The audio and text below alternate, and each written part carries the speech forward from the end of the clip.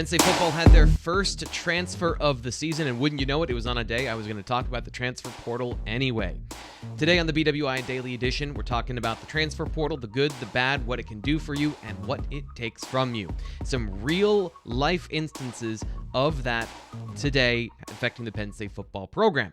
I'm Frank Carr, your host. We talked about this a couple weeks ago, I think it was last week, coming out of the Michigan game, saying that the receiver depth that had been tested by some injuries and Jahan Dotson going out and maybe some ineffective play from young guys who were forced into the lineup, all that might happen at safety in the future because of the event that happened today.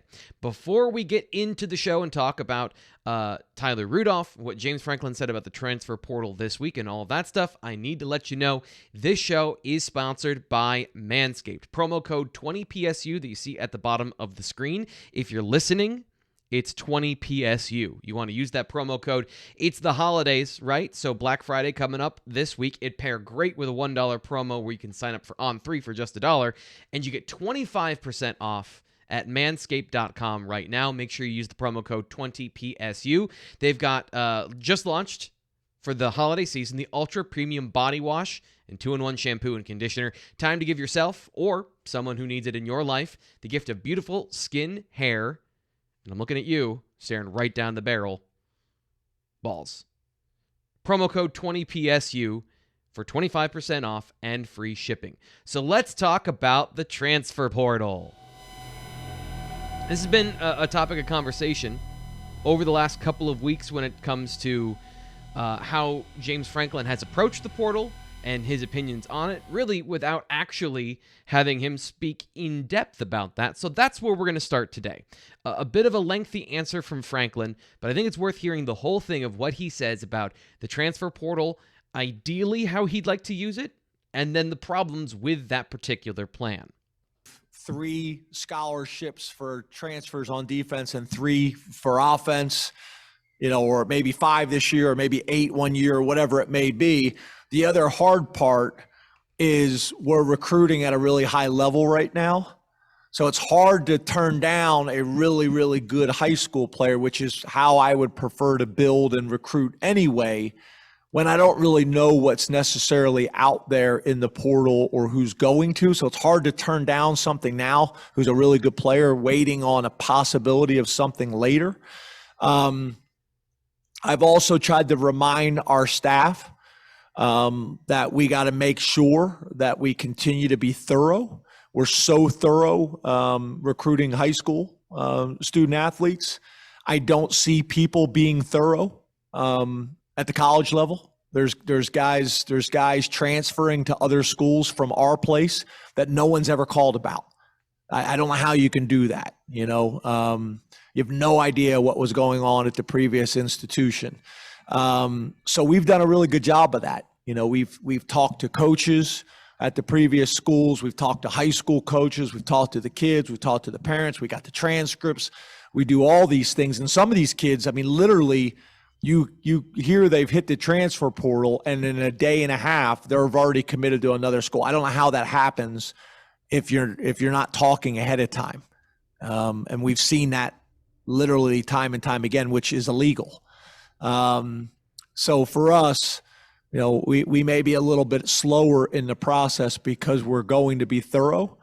But I want to approach the transfer portal very similar to how we, approach the high school prospects, and make sure we have all the information so that the young man and his family, and so we can make an educated decision and find the right fit. And I think because we hit on such a high percentage last year in the transfer portal, I don't want our staff to let their guard down and feel like it's going to be that easy moving forward, because I don't think it is. But to answer your question specifically, Nate, I'd love to be able to hold a few every single year, but it's just hard to tell. It's hard to tell what you're going to have, especially this year with the COVID numbers. Imagine that, our own Nate Bauer asking a really insightful, interesting question. So that establishes a lot of baselines for the transfer portal, which we've talked about here, but James Franklin confirms how he feels about it. First off, he doesn't like the transfer portal. He'd rather recruit, develop, educate graduate, send guys to the NFL, the traditional way. But he has to use it as a necessary evil in these situations because of the situation he finds himself in right now with Tyler Rudolph, who has entered his name into the transfer portal. And when it comes to these specific situations, let's look at Tyler Rudolph himself, a former 4-star safety, redshirt sophomore right now, will be a redshirt junior next year. He's not a bad football player. It's not like to me, we don't really know a whole lot about what Tyler Rudolph is on the outside. I'm sure they have a better view of what he is on the inside, but he was a guy that James Franklin mentioned, and some of the other guys in the program, including his position coach, Anthony Poindexter, mentioned in training camp as the light really came on for him. The problem is his particular position, the way he plays, his body type, his skills made him the backup to Jaquan Brisker, which is not a great place to be if you want to see the football field. And you're never surprised why these things happen. And take a look at what happened this season in terms of snaps at the position over the course of the year. Jaquan Brisker, 706 snaps to lead the team. Other than when he was injured early in the season, he had to come on and off the field a bunch. He's been on the field the entire time. Jair Brown, obviously the next as one of the starters. Sutherland has played linebacker. He's played safety. He's the third in the rotation. Keaton Ellis, though injured early in the football season, has come in to be that really third safety, the guy who is on the football field spelling mostly Jair Brown. And the problem is at the bottom of the roster here when we look at the final two. Freshman Jalen Reed has more snaps now, under 100, sure, but more snaps than Tyler Rudolph, who hasn't seen any since week 4 at Villanova. So to Rudolph's perspective, he's been passed on the depth chart by a freshman, which is, I think that's fair. That's true. You've seen Jalen Reed in specific third down packages this year. So not only is he seeing the field in spot duty, he's got a role on the defense as a linebacker, sort of in third and long situations, jack of all trades that can play at multiple levels of the defense. So that's a unique role that he has because of his physical skill set, what he was as a player in high school that is translated to college as far as a guy just has a nose for the ball, moves really well in space. Tyler Rudolph is much more of a linear, traditional safety, and like I showed you, those snaps are eaten up by the starters. So the way it breaks down, I don't think is necessarily indicative of his path forward at the university, but it is his perception. And with the transfer portal, that becomes the way out. That becomes okay, I don't think I'm going to play here, but I'm going to play somewhere, so I'm going to transfer out. And there may be other things that we don't see and we don't know about that are going on behind the scenes with Tyler Rudolph. I would be hard-pressed to say that after 3 years, he would say it's not a fit culturally. That usually you transfer pretty early in that situation. So whatever the reason may be, he's leaving the program. And this is really the crux of it. As James Franklin has said, he wants to bring in guys and recruits. He doesn't want to bring in as many transfers because the vetting process is different at the college football level, and it's free agency. Some schools don't have any scruples whatsoever, and James Franklin is very careful and selective about the players he brings into the football program as recruits. He talked about the amount of work they do on the players, the amount of interviewing. They've only ever brought in guys that they are familiar with their head coaches, they've recruited previously, or they have some sort of familiar relationship with. So they're not going into the transfer portal looking for a gun for hire. That should inform your decision about who you're paying attention to in the transfer portal when it comes to possible quarterbacks this offseason. So that's going to be part of the story is, do James Franklin or Mike Yurcich or Tyler Bowen have some sort of relationship with a player? That's the first thread to pull on when it comes to that particular position. Here's the other half of this. Let's take a look at our players that are playing so far this year. Jaquan Brisker, leaving for the NFL draft almost for sure. It would be a bad decision of his to come back if he had any other availability, which I don't know if he does at this point. Jonathan Sutherland, a senior, should be moving on from the program. Keaton Ellis, I believe he is a redshirt junior at this point. And Jair Brown also has the option to move on. This tells me two things that Tyler Rudolph is transferring. One, Jair Brown is coming back. The decision, to me, seems pretty clear that Tig Brown is coming back for another season, because here's what's left of scholarship safeties with a notable profile. You have Rudolph is a former 4-star safety. Then you have Enzo Jennings, a 4-star who is a freshman. Jalen Reed, a 4-star who is a freshman. But of guys who have played, Keaton Ellis, Jalen Reed, Jair Brown. Tyler Rudolph would be in the 4 deep coming back realistically if he were to take his name out, be like, my bad guys, I forgot, just kidding. But if Jair Brown were to leave, he'd be in the 3 deep immediately. He would be a player who has playing time in 2022. So it tells me that Jair Brown is coming back and he's going to be a starter and the focal point. And Tyler Rudolph doesn't feel like he is going to have any chance to play realistically next season. And that's not true. That's just not true. Penn State wants to play 4 safeties. You saw in the number of snaps down to Keaton Ellis. Ideally, they want a rotation of 2 deep at that position. And if you're Tyler Rudolph, you feel like you're going to be beaten out by Enzo Jennings or somebody else below you on the depth chart. This is what the transfer portal does exactly. It steals your veteran depth. And Rudolph still, I believe, next year would have the opportunity to compete for a starting position based on his skills that I talked about earlier. He's a traditional over top of the box safety, a boundary safety that can run and hit, and those were what I saw of him on film. Now, if that hasn't developed and those things aren't coming true in his play, and he wants to move on and he wants to play somewhere else and he wants to be featured in a defense, okay, but his best possible path to the field from what I can see on paper is to play at Penn State. He can absolutely... Keaton Ellis has been injured quite a bit. And this is another dangerous situation that the transfer portal has brought about, is James Franklin wants to bring in recruits. But he has a real need now for a 4th safety next year. And it means that there's no room for error. One of these young guys has to pan out. Jalen Reed, who we've seen for 62 snaps, he's now, looking at the depth chart, he's locked into playing next year. Now, that's good for him. And that's, if Penn State is playing him this year, it's a good indication, like Curtis Jacobs last year, he's got that in him, which, okay. But if any of those guys get hurt, you have very thin depth there, which means Penn State has to now take a look at the transfer portal and see if they bring in a veteran safety, because the transfer portal makes you play guys before you would. Outside of those, there's a couple of safeties, and I'm not trying to disrespect anyone on the depth chart, but these are the notable guys with recruiting profiles that have come into the program. Penn State has 4 right now in the class of 2022. Christian Driver, Mekhi Flowers, KJ Winston, and Tyrese Mills, a JUCO transfer from Lackawanna Community College. So you hope that safety pipeline from Lackawanna produces another player that can play next year. Not a guarantee. Not all the Lackawanna guys, Anthony Wiggin, saw the field this year in the flu game. So it's not a guarantee that when you come from Lackawanna Community College, you're going to be a star at Penn State. There have been as many misses as hits so far.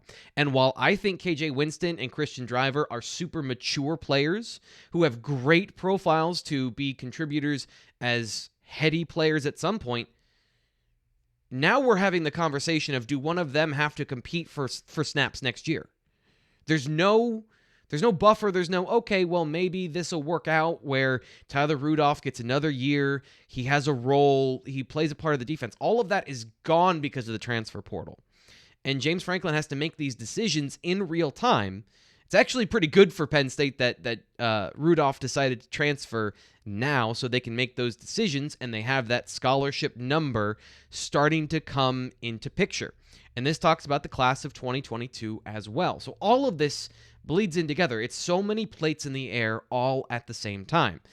Penn State's trying to get one of their bigger classes. According to On3, I have the number here. The number of players in the class, I believe, is 25. They have 25 hard commits in the class of 2022, and they want to get 1 or 2 more. Now you have this scholarship that Tyler Rudolph has given up by going into the transfer portal. So what do you do with that? The other end of the transfer portal, as Penn State has pointed out, is we're going to do the same work on those players that we do for commits. And other schools are not going to do that. So we're going to get to that late. They've got to make decisions. So it's always going to defer in the early signing period to commits for Penn State. So James Franklin has to balance that, and we've seen they've shifted towards having select number of transfer scholarships available. Then what if there isn't a guy? Because again, Penn State's going to be selective. What if there isn't a safety that you like based on all the factors that are involved in? We have to know him. He has to be a fit culturally. He has to have the right positional skills in order to fill the role that's necessary. We'll get to one other area as far as what I think might be the possibility of what they can do at that position to fill up the numbers. And it's not as good as it used to be, I think, for Penn State at this point. First off, though, if you're liking the video, you're enjoying our conversation about the transfer portal, make sure you hit subscribe on the video so that we can keep growing the channel and we can keep telling people about the transfer portal and giving them the good stuff, the information about Penn State football. And here's the thing, nothing is ever the same. It's either growing or it's shrinking. And we need to make sure we keep growing this particular YouTube channel and podcast. So you liking and sharing and subscribing, that's how that helps. And it's free to you. It's the holiday season. And we're giving you on 3 for just $1. Sign up in the YouTube video. But the thing I got to tell you about right now is Manscaped. This is one of those situations where you look at my face. If you're watching on YouTube, you've seen my face. That should be a general idea of, this beard, that's what you're dealing with. So for male grooming, it's really important to have quality tools to get through all of that. And with the Lawnmower 4.0, it's the first time I've ever had any sort of tool. You always want to use the right tool for the right job. There hasn't been one for male grooming. Now with the Lawnmower 4.0, it is precision engineered with its skin-safe technology to reduce nicks and cuts on your twigs and berries, on your holly and your wreath. It's the perfect tool for the perfect job. And that has been my experience so far. The holiday season I told you about, I'm excited. In the mail for me right now is the body wash and the 2-in-1 conditioner. I'm going to try those out, and I'm going to show you when I get them. Manscaped is premium quality materials. That's my other favorite thing is I like fancy things. I don't go to the future house of plastic garbage and buy things. That's not what I do. I don't buy anything until I buy something nice, because I want to have something. I don't want to just throw it away later when I get tired of it. Manscaped is quality engineered stuff. It's quality male grooming and male healthcare kits. And it always looks swanky. It always looks so nice.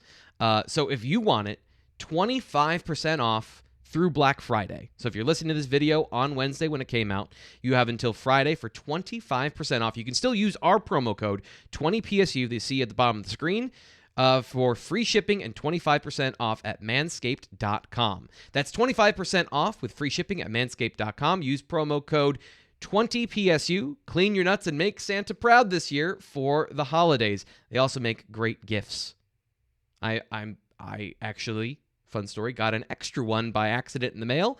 Somebody in my immediate vicinity of friends and family is getting a free Lawnmower 4.0. So that's a good deal for them. Okay, so the last part of this situation for Penn State and the safety position is there a corner that they can move over to help fill the gap for the safety position? Keaton Ellis has done it. They've done it previously with other players. And the problem is I don't see a guy on the roster that has those particular skills. Keaton Ellis was a good tackler, a physical football player, and a good athlete. The safety position at Penn State, in general, that's what they're looking for from their field safety, which is part free safety, part slot corner. The way that they play and mix and match with the talent they've had this year is most of them can play anywhere with Jaquan Brisker. You might not have that talent going forward, so who's a guy that can fill an immediate role? And the cornerback position, first off, Jair Brown is that field safety for the most part. I don't see him sliding over into Brisker's position, although I could be wrong. So if you look at the cornerbacks, the only guy that really sticks out to me as a guy that they could move would be Jeffrey Davis Jr., who I know is a good athlete, but there's so little knowledge about him when it comes to his tackling ability. He was mostly a receiver in high school. So it's not like there are great options so far for Penn State football when it comes to safeties or corners to move into this to fill out that depth chart, because right now they've got 3 guys they can count on next season. So then that becomes, you now have to look at a safety in the transfer portal. So if you're following along at home, that means they're going to need at least a quarterback in the transfer portal and a safety. So if Penn State, who has a big class this year, has a limited number of scholarships, they have must-gets now. So what happens if somebody gets hurt? How do you improve your offense? How do you find an Arnold Ebiketie or Derek Tangelo? Because that's another position, defensive tackle, defensive end. Not a lot of veteran depth there. The transfer portal makes you young, and if you don't use it to get those veteran players to come in and be spot starters, you're left at the mercy of inconsistency. And if there's one thing I've seen from Penn State so far, they're pretty inconsistent at some pretty key positions because of what the transfer portal has done. That's the whole problem James Franklin has to solve, is how do you ensure the future of your program by getting as many good athletes in traditional recruiting, still being that program, but also knowing you're going to need to find starters in the transfer portal. And when these issues crop up, if they don't have enough scholarships left, they can't address them. So again, I don't have an answer for him, but I didn't get a new contract this year to fix all these problems. Those aren't my problems. I just get to point them out. I just think now that they need to go after a safety in the transfer portal, which changes a lot from what I was thinking before. That'll do it for the BWI Daily Edition. I'm your host, Thomas Frank Carr. Practice coming up tonight for Penn State football. Nate Bauer and I will be giving you a recap of that this week. Stay tuned for that and our bowl special coming up this week. I'm your host, Thomas Frank Carr. We'll talk to you then.